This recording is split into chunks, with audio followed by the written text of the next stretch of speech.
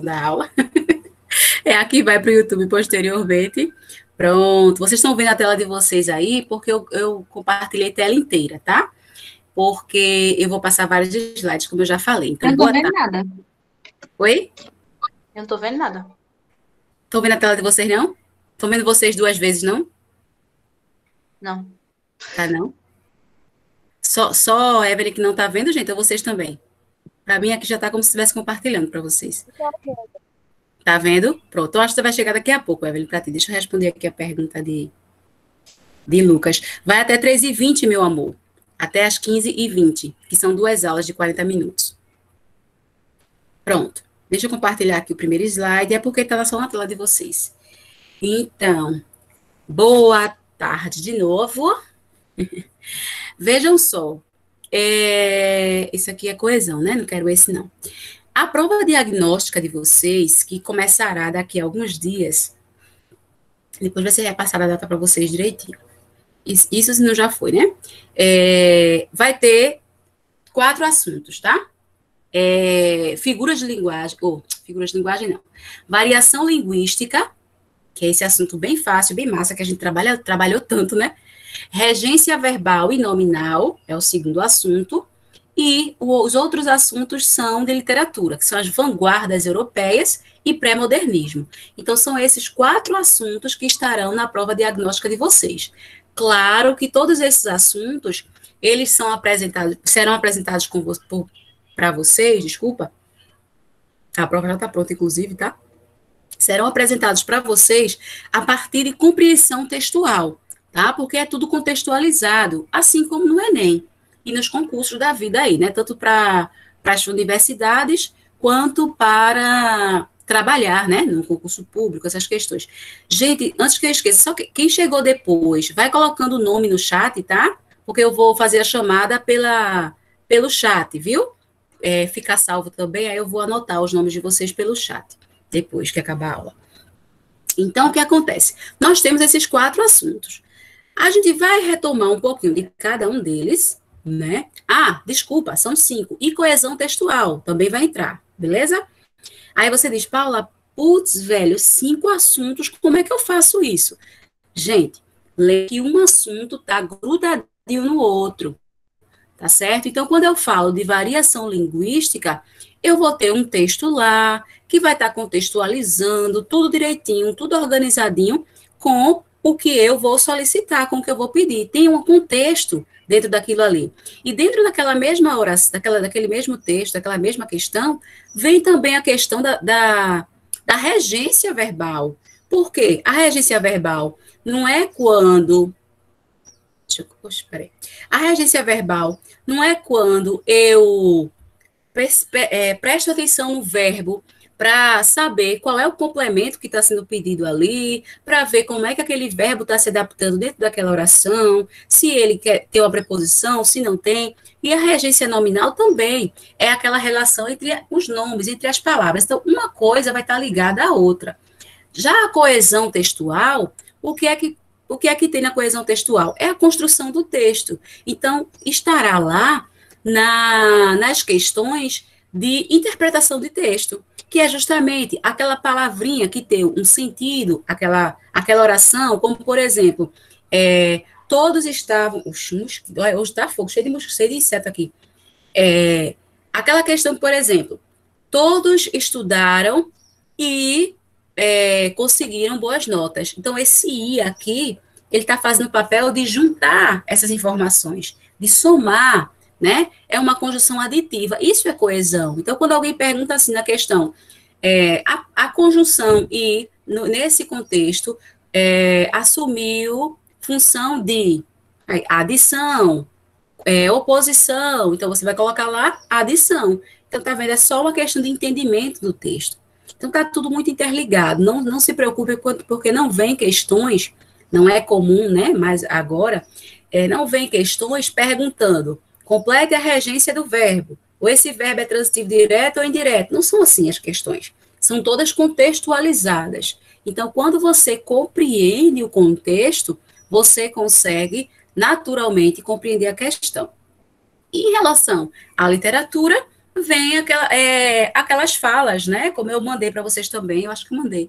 Questões de literatura, falando sobre essas vanguardas, sobre como se apresentavam aqueles momentos literários, lembrando que estão sempre ligados à questão histórica e tudo mais. Eu vou tentar mais tarde, assim que a gente acabar aqui a aula, na verdade, depois da minha quarta aula, eu vou tentar lançar novamente, porque eu acho que eu já coloquei lá no Classroom, esses slides de novo para vocês, tá bom? Para que vocês, com calma, vão organizando. Também tem no YouTube as aulas completas desses assuntos. Lembra que aqui é revisão, então a gente vai correr só um pouquinho. E qualquer dúvida, quaisquer questionamento, por favor, liguem o microfone e falem, ou no próprio chat, tá certo? Que eu vou responder sim. Então, vamos lá. Vamos começar do início. Só por acaso. Não, não quero coesão. Pera. Vamos começar por aqui. Essa revisão a respeito de variação linguística e de regência, né? Vou retomar aqui um pouquinho. Ó, aqui as revisões, então. Bem rapidinho, porque isso aqui a gente já bateu tanto, gente, que você já sabe de cor e salteado, né? Aí Paula só fala isso, meu Deus. Mas isso aqui cai tanto nas provas que vocês não imaginam. No Enem, então, tá lá, cheio. Nas provas de concurso também, tá? Por quê? Porque é a capacidade que você tem de avaliar as diferenças entre as manifestações linguísticas, tá? Então, isso cai bastante, de fato. Não é história de carochinha, não. Cai mesmo. Então, vamos lá. A gente tem quatro situações de variação linguística. Mas antes da gente ir para esses quatro, nós temos duas em questão. Deixa eu aumentar aqui. Nós temos duas em questão, né? As duas primeiras, que são a linguagem formal, também chamada de norma culta, tá certo? Ou linguagem rebuscada, ó. Linguagem formal, norma culta, linguagem rebuscada, linguagem padrão. Todas essas falas estão falando da mesma forma linguística, que é a forma linguística direcionada à gramática, ou seja, respeitando as normas gramaticais. Quando que eu utilizo essa forma, né? Essa norma culta, essa linguagem formal, essa linguagem rebuscada, obedecendo aos padrões da gramática? Em textos científicos, em textos oficiais, em momentos em que eu preciso ser formal. Beleza? Isso na fala também. Estou lá numa conferência internacional ou nacional, em que eu vou falar para vários grupos, né, de várias partes do país. Em qual é o tipo de linguagem que eu devo utilizar? A linguagem formal. Por quê? Porque existem várias pessoas de várias regiões diferentes, muitas vezes de países diferentes. Então, quando eu utilizar uma regionalidade, é possível que a pessoa não compreenda. Então, eu preciso seguir o padrão, seguir a norma culta. Esse só tem esse padrão. Então, quando se trata de linguagem formal, nós só temos isso, a gramática, né? A linguagem rebuscada, a linguagem formal, linguagem culta, norma padrão, é uma coisa só, é ligado à gramática. Ponto. Agora, quando a gente vai para o outro modo, né, para outra forma, que é a linguagem informal, essa sim, a gente tem um grupo maior. Por quê? Na linguagem informal, que estará mais ligada à proximidade da fala, ou seja, eu posso escrever um bilhete, posso escrever no WhatsApp, do modo como eu falo. E aí eu tenho uma linguagem escrita. Mesmo assim, a ideia dessa linguagem escrita é se aproximar ao máximo da fala. Então, a linguagem informal estará diretamente ligada à fala, à oralidade, ou à reprodução dela. Então, nesse caso aqui, é respeitável, tem-se que respeitar as várias mudanças linguísticas, né? Várias mudanças sociais, as mudanças na fala. E aí, por causa disso, nós temos pelo menos 4 grupos de variação linguística informal.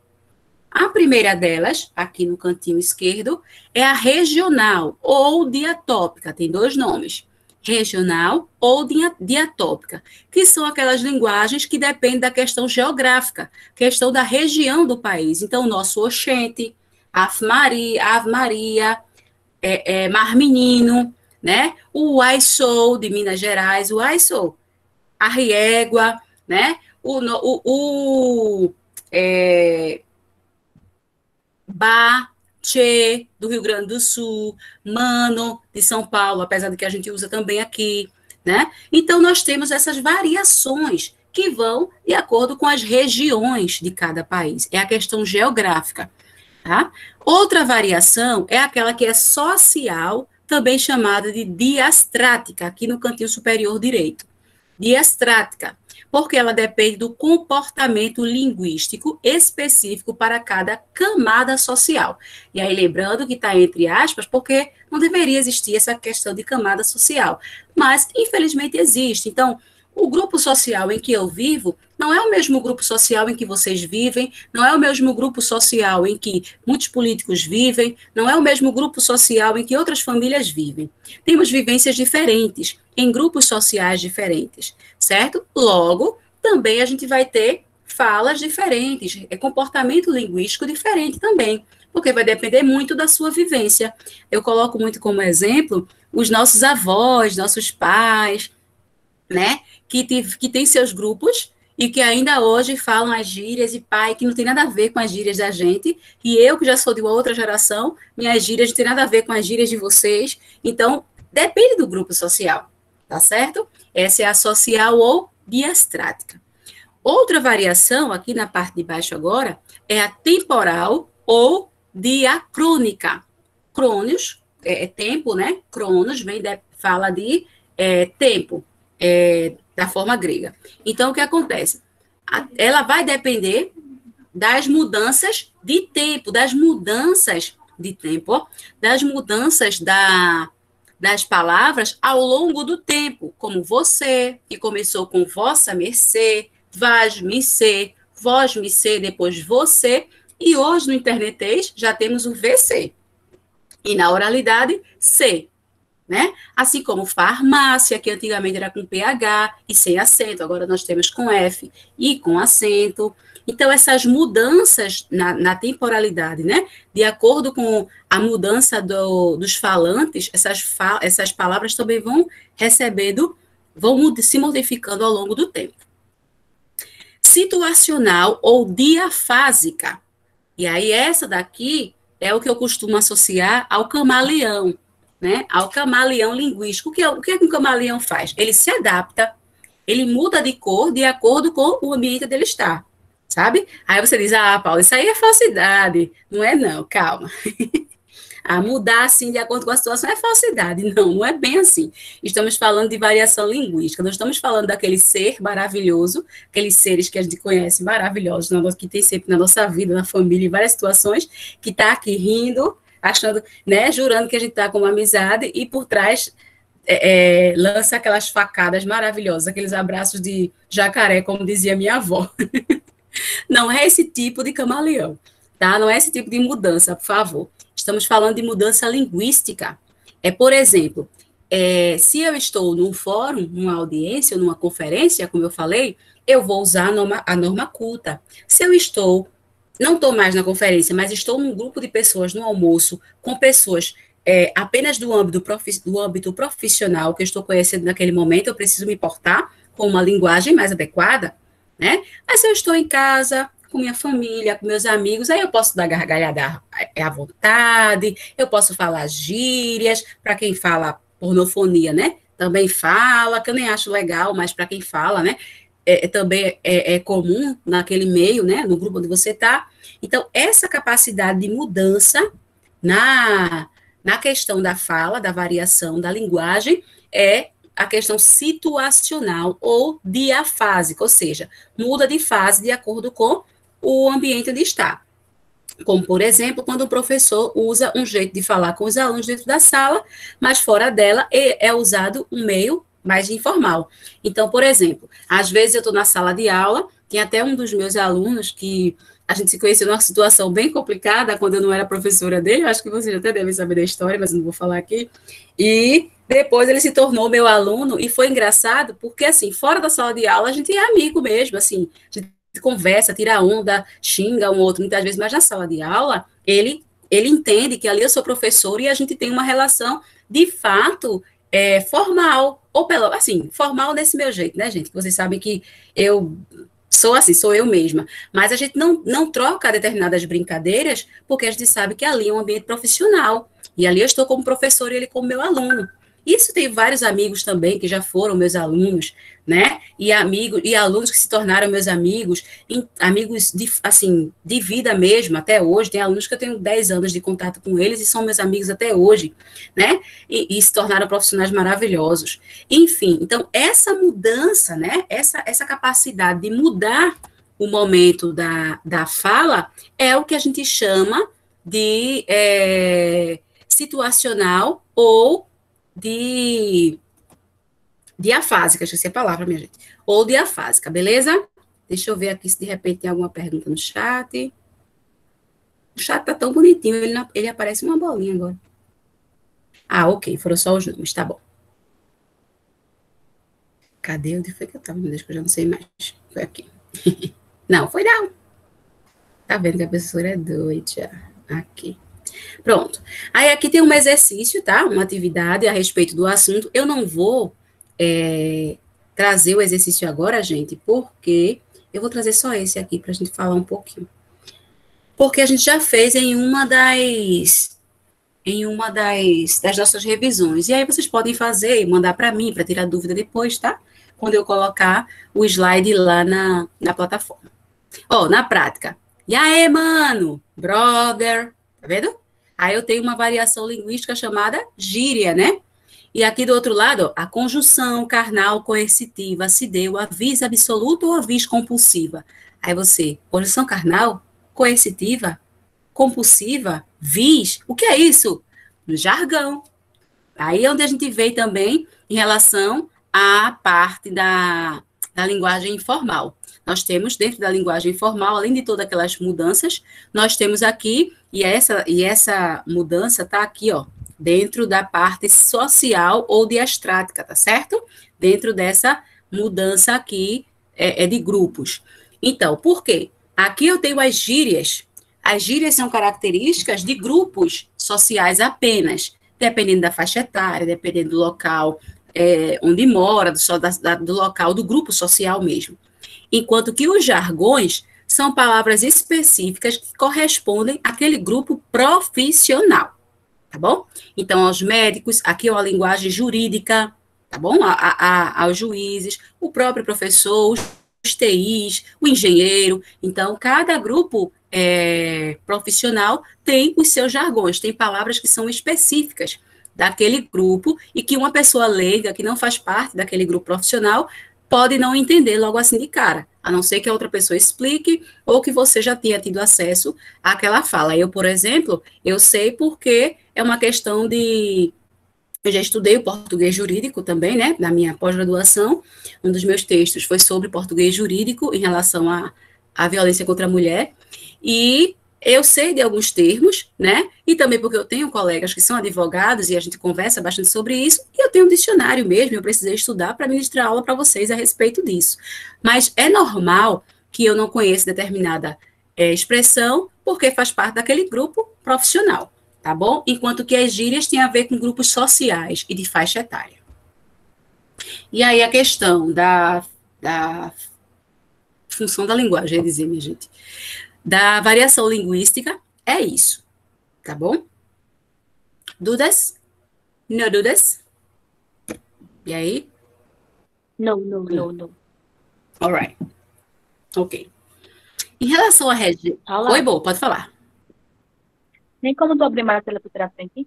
Tem. Vou aumentar, peraí. Cadê? Aqui. Peraí que eu vou aumentar. Pronto. Vê.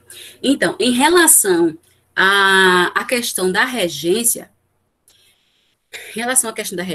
nós temos que prestar atenção em algumas coisas. Primeiro, a gente tem que entender que regência é toda vez, falou em regência, o que é que eu entendo? que é que eu entendo? Falou em regência, eu tenho que associar a relação das palavras dentro da oração. Um depende do outro. Quem pede complemento? Tem complemento? Não tem complemento? Toda vez que eu falar de regência vai ser isso. Aí o que acontece? Regência verbal.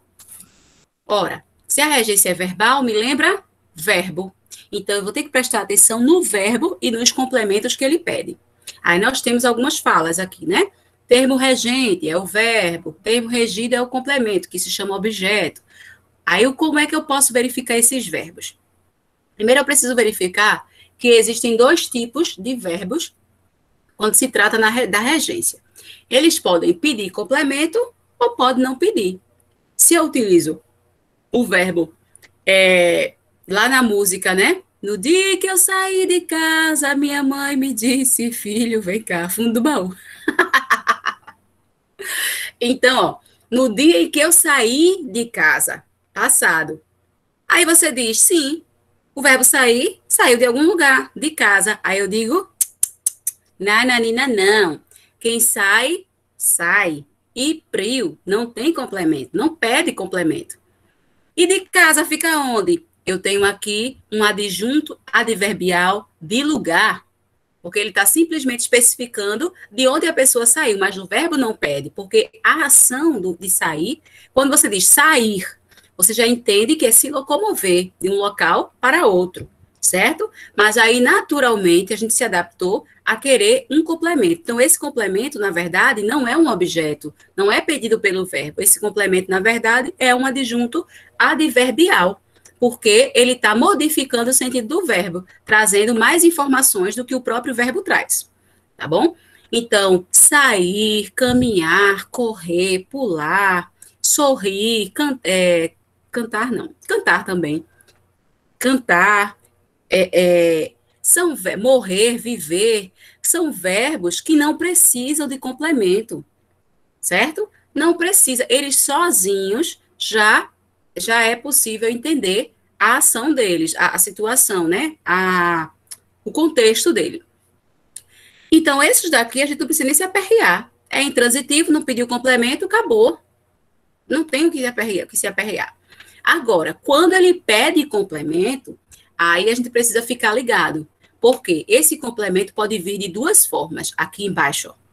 Eles podem vir de duas formas. Eles podem vir sem a preposição, todos diminuíram a velocidade, então quem diminui algo.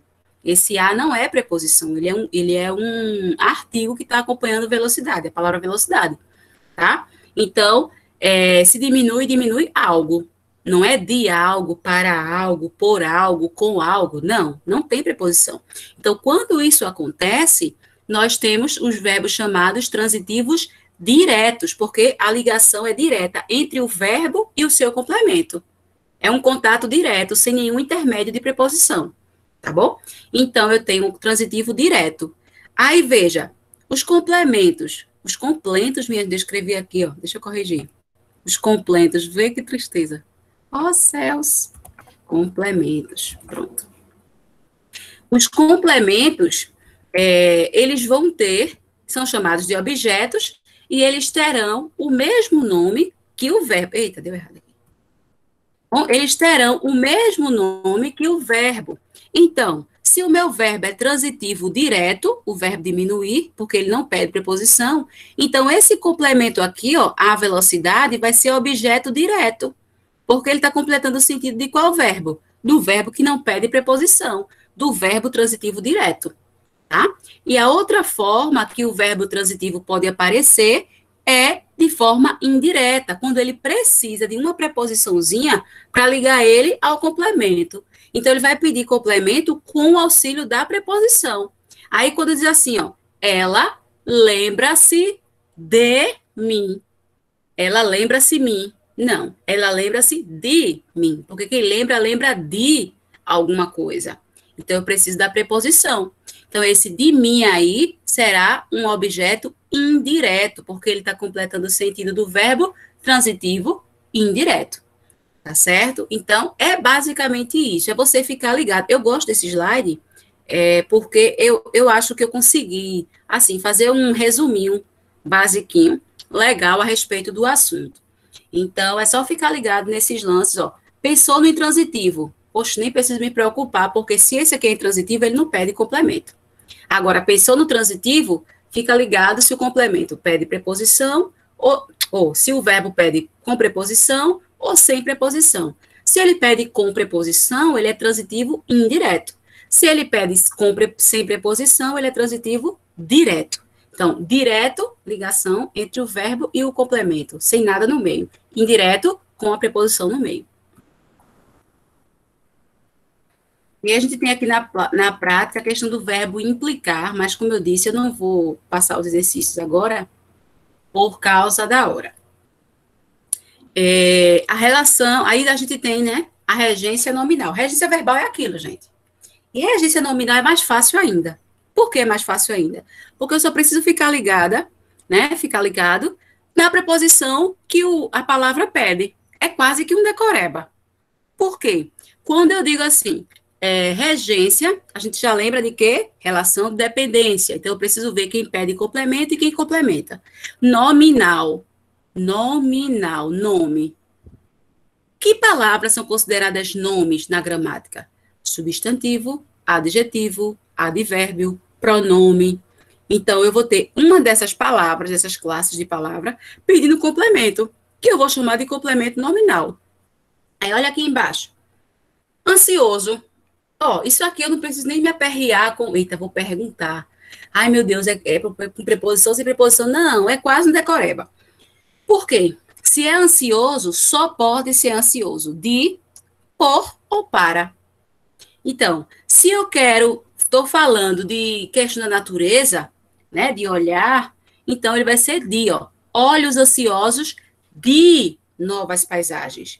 Se eu estou falando em relação a alguém, né, para ver, então eu estava ansioso por vê-la, ou por uma situação, estava ansioso, aliás, por situação, eu tenho agora para. Então, estou ansioso para ler o livro, estou ansioso para iniciar a aula, estou ansioso para chegar na festa. Então, veja, quando se tratar de uma situação, eu vou usar o para. Quando se tratar de alguém, eu vou usar o por. E quando se tratar de questão natural, paisagem, eu vou usar o de. Tá vendo?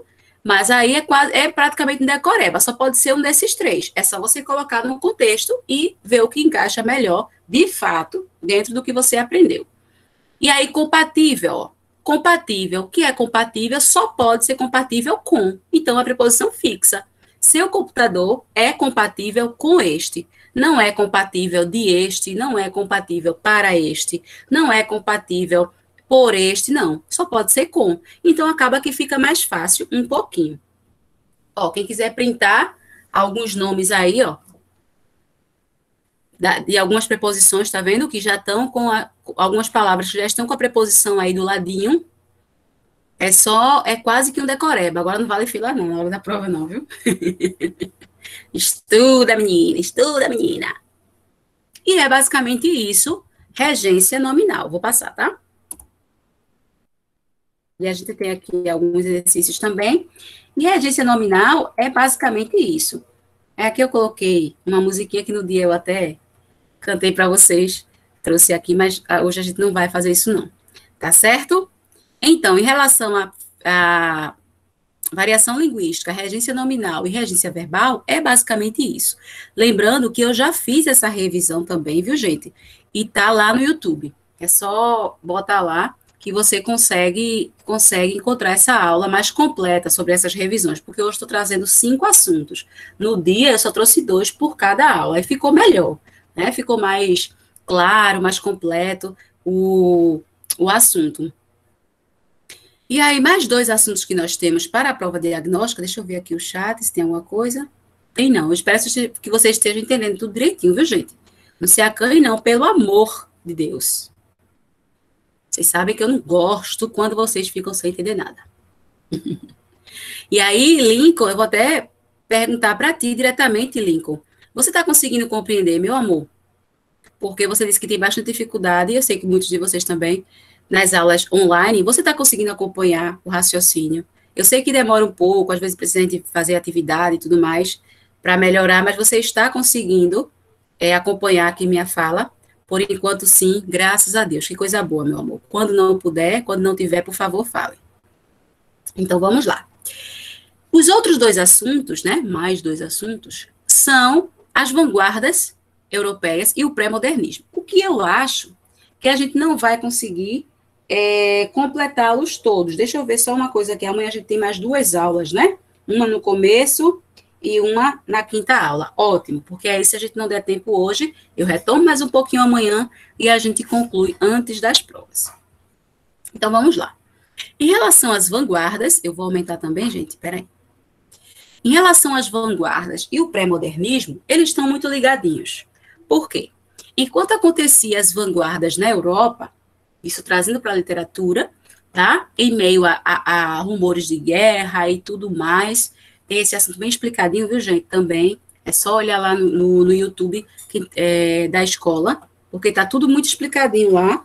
Acredito que seja suficiente para vocês compreenderem. Mas qualquer coisa também fiquem à vontade para perguntar.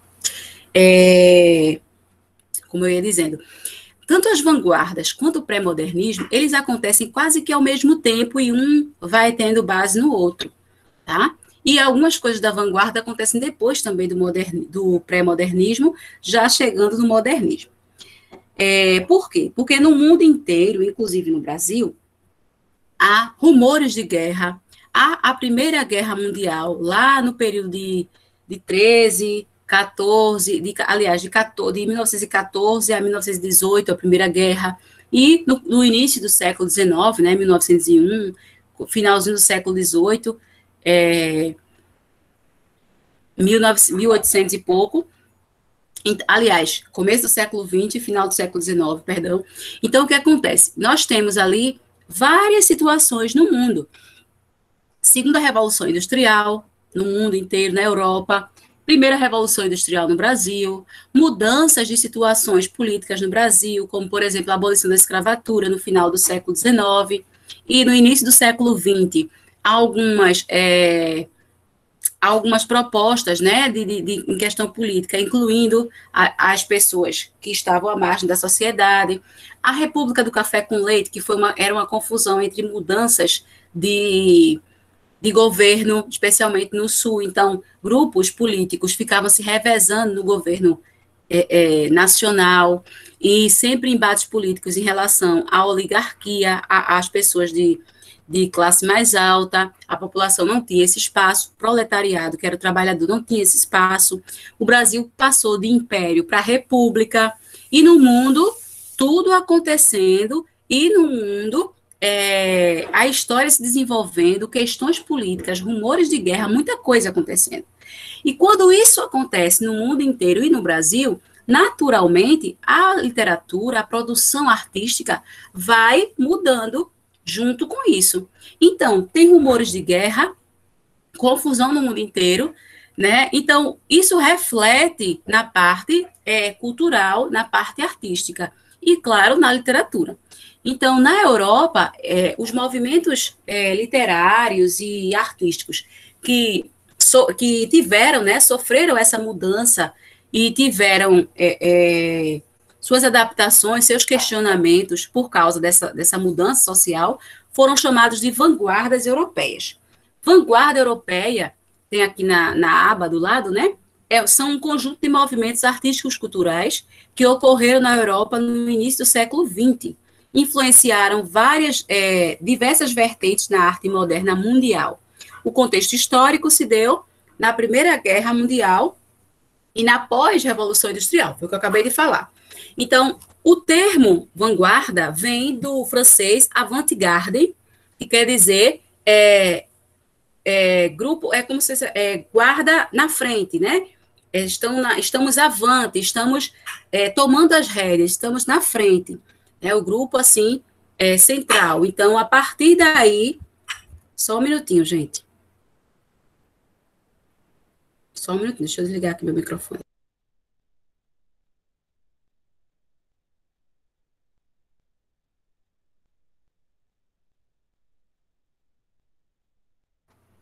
Então, o que acontece? Nós estamos... Obrigada, gente, desculpa aí.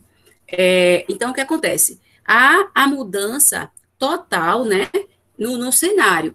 E aí esses grupos, foram diversos grupos que ocorreram em vários momentos diferentes, em vários lugares diferentes, apareceram para trazer uma arte diferenciada. Então tem o futurismo, o expressionismo, o cubismo, o dadaísmo e o surrealismo. Tem outro também, que é o... Eita, esse aqui ficou cortado. Peraí. Esse cortou um pouquinho. Vou ver se eu consigo aumentar assim. Mas vai cortar de todo jeito. Vou ver se eu... Eita. Foi triste. Voltando aqui. Cadê? Deixa eu ver se eu consigo. Aqui, nesse mapinha mental, a gente consegue ver melhor ainda. Tá vendo? O avant-garde, tá vendo? Linha de frente, liderança cultural artística. E aí nós tivemos vários movimentos, né? Entre eles, o surrealismo, o dadaísmo, o expressionismo e o futurismo. Esses movimentos, dentro do meio artístico, eles tiveram como principal objetivo trazer uma crítica mesmo social. Aí nós temos, eu vou reduzir aqui para eu poder aumentar e ficar melhor para vocês. Espera. Pronto, acho que agora fica melhor. Agora a gente consegue ver tudo, né? Então, esses movimentos, eles vão se manifestar a respeito do que está acontecendo no mundo.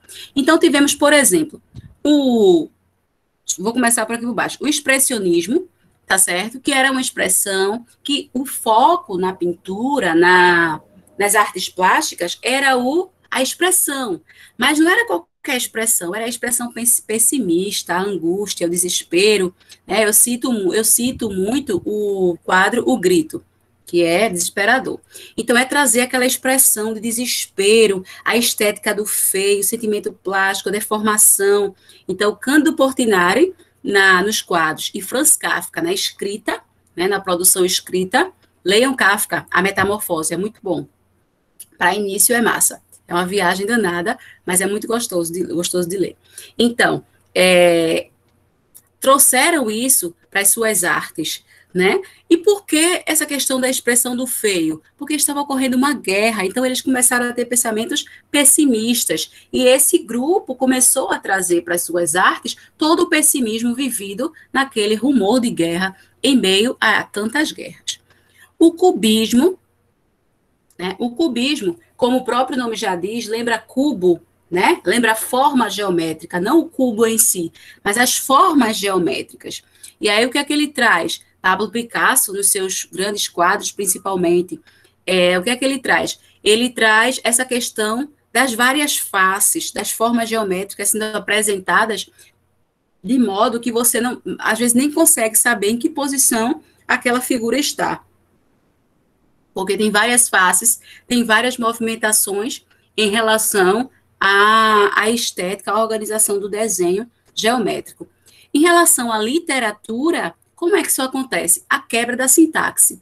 Eu até estava trabalhando um texto hoje pela manhã com o primeiro ano, que ele falava de um pássaro voando, nananã, e de repente, numa frase, num verso, aí no outro verso, repente, cai o pássaro com um tiro. Então, ele vai fazendo o desenho como se o pássaro fosse caindo mesmo, até ficar na última linha uma palavra só. Então, essa organização, essa quebra da sintaxe é justamente a expressão cubista dentro da literatura, também chamada de poesia concretista, mais futuramente. Deixa eu ver aqui uma coisa. Temos aqui ainda 6 minutinhos. Só mais um minuto. Sim. Aí nós temos também o futurismo. O futurismo tinha essa coisa da beleza e fé nas máquinas. Veja, enquanto o expressionismo estava trazendo o pessimismo das guerras, lembrando que isso foram em épocas diferentes, tá, gente? Na verdade, no mesmo período, início do século XX, mas em anos diferentes. Então, alguns foi durante guerra, outros foram pós-guerra, outros foram entre guerras, os períodos, né? Os anos entre as guerras, entre a Primeira e Segunda Guerra Mundial. Então, por isso essas mudanças. Aí o futurismo tem essa questão da beleza, da fé nas máquinas, exaltação, progresso. Inclusive, eu trouxe para vocês, na nossa última aula a respeito disso, um poema de Álvaro de Campos, que ele falava, declamado por Paulo Altran, que ele falava das máquinas, do cheiro, do óleo, né, da urbanização. Então, ele é a favor dessa questão urbana, dessa questão das máquinas, essa exaltação, progresso, tecnologia. Oh, meu Deus, que coisa boa. Então, o futurismo, ele trazia muito isso nas suas pinturas, nas suas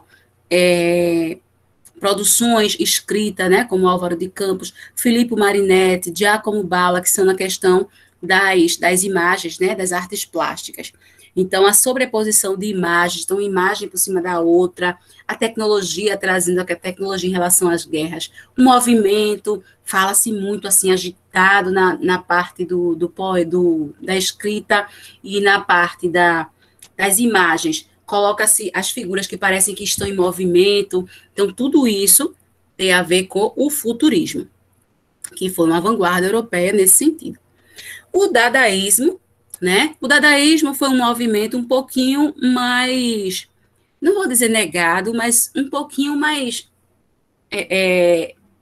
rejeitado mesmo, por um certo tempo. E ele durou um pouquinho menos. Por quê? A ideia era crítica. A Primeira Guerra Mundial aconteceu enquanto estava na Primeira Guerra Mundial. Qual era a lógica do dadaísmo? Não fazer sentido. Não ter lógica. Por quê? Ele trazia o estranhamento, o reflexo do mundo, perda das amarras racionais. Então, eles não estavam preocupados com a racionalidade, humor e seriedade. Então, ao mesmo tempo que eles traziam uma crítica à arte, por quê? Ele dizia assim, ó, lá no cantinho, não sei se dá para vocês virem, assim, Primeira Guerra tem crítica à arte, em guerra, a arte é inútil. Ou seja, vamos lá, a gente está no meio de uma guerra, então, para que nós vamos fazer arte? A arte não faz sentido algum porque estamos em guerra. Então, a ideia era essa mesmo. E aí, como crítica, o que é que eles faziam? Eu trago aqui a fonte, que é de Marcel Duchamp,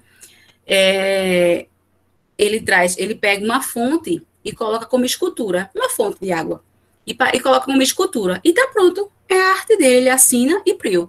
E aí, em relação ao poema, ele diz, tem um poema dadaísta que diz assim, pegue uma notícia de jornal, recorte palavra por palavra, coloque num saco e vá tirando as palavras, e na ordem que você for tirando as palavras, vá colando. Pronto, está feita sua poesia. Não precisa fazer sentido. Você fez, você criou alguma coisa. E não importa se o seu leitor não vai entender, né? Você criou alguma coisa. Ah, mas não faz sentido, mas você criou alguma coisa. E aí é uma forma de crítica, porque o que ele diz, tá, vamos ser práticos, vamos ser objetivos. Por que eu tenho que ser racional? Não dá tempo de pensar em arte, porque estamos em guerra, tá? Então, ele traz bastante isso. O surrealismo, aí é um movimento bastante forte, que tem um pouquinho a ver com o expressionismo, mas de forma mais profunda. E que vai respingar e respaldar não só nas artes, mas também na psicologia. É aí onde começa a questão da psicanálise. Começa não, né? Tem a influência da psicanálise, com Sigmund Freud, que é o pai, considerado o pai da psicanálise, né? A pessoa que começou a estudar, tem outros, claro, mas ele é considerado o pai da psicanálise. Começou a estudar e a questionar e tentar avaliar o ser humano da forma mais profunda, através dos sonhos, através do seu inconsciente. Então, o surrealismo, o Manifesto Surrealista de André Breton, ele tem, primeiro que ele acontece no período entre guerras, né? Entre a Primeira Guerra e a Segunda Guerra.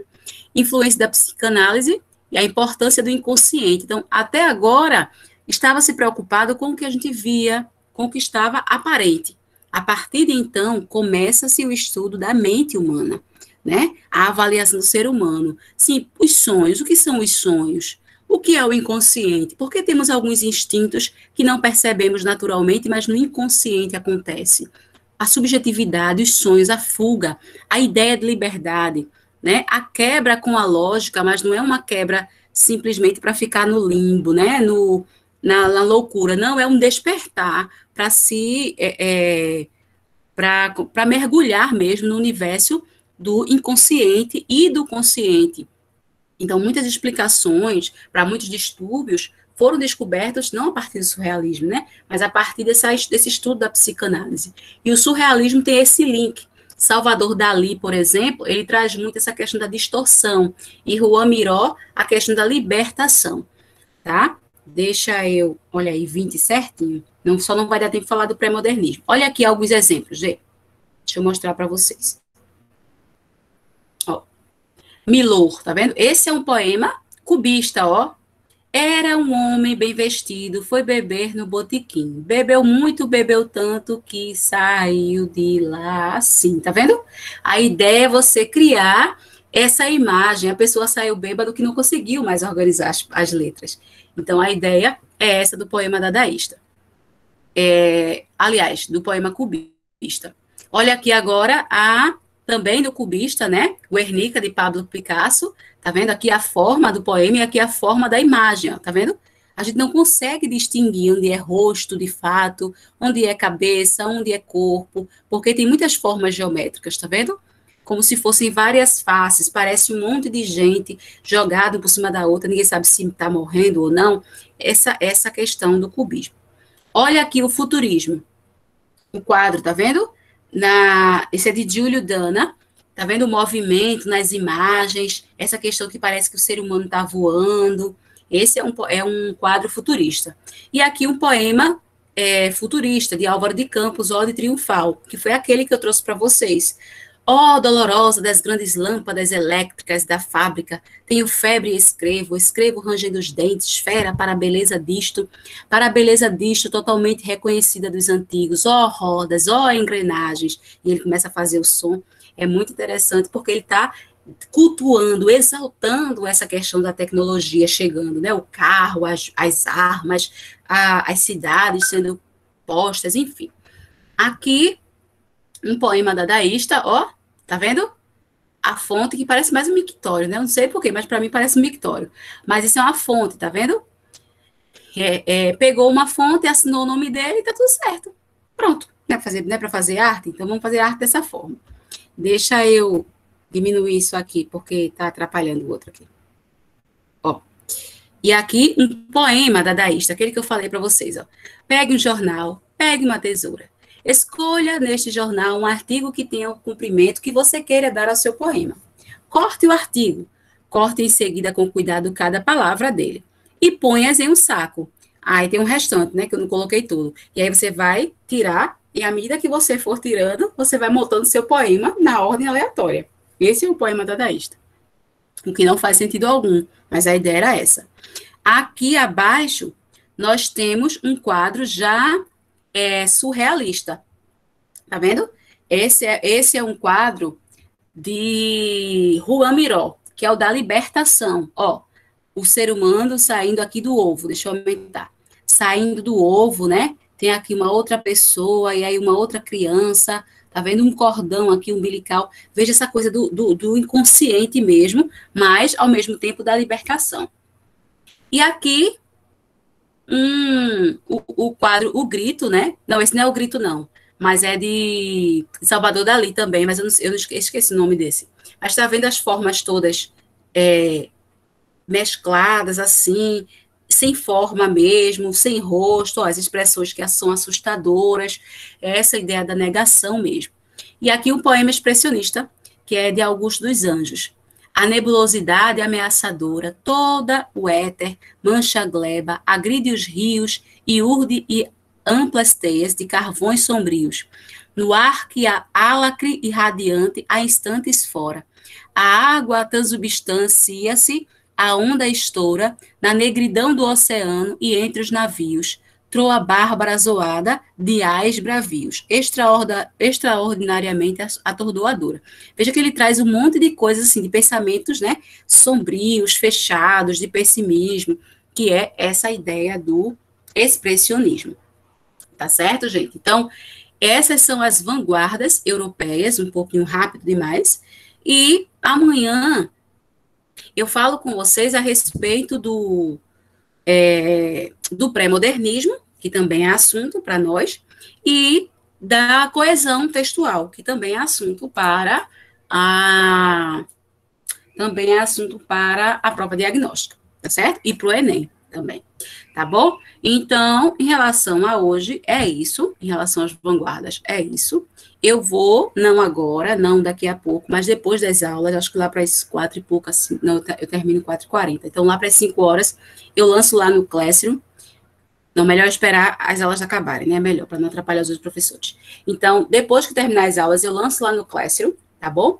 Os slides, para que vocês tenham acesso e olhar depois, dar uma lidinha e tudo mais. E como eu disse, para vocês assistirem a aula completa, dá uma olhadinha lá no YouTube, que tá tudo lá. Tem aulas completinhas, assim, sobre esses assuntos, se quiserem tirar dúvidas comigo falando. E é isso, meus amores. Muito obrigada pela aula. Espero que vocês tenham compreendido, apesar da correria, mas quaisquer dúvidas é só perguntar, tá bom? Vão lá para outra aula que vocês vão ter agora, não sei de qual professor, e eu também vou ter outra aula. Cheiro, cheiro, cheiro, até amanhã, se Deus quiser. Até amanhã, Paula. Beijo, tchau. Beijo, meu amor. Tchauzinho.